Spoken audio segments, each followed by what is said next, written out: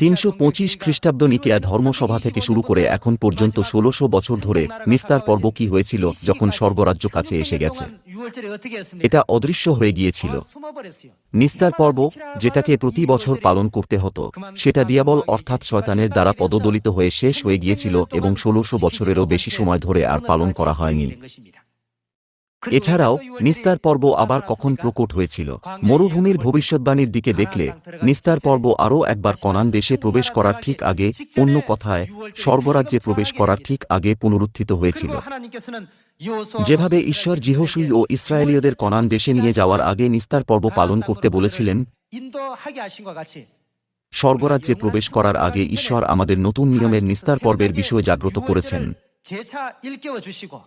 এটা নিশ্চিত করে যে শুধুমাত্র যারা নিস্তার পর্ব পালন করবে তারাই সেখানে প্রবেশ করতে পারবে।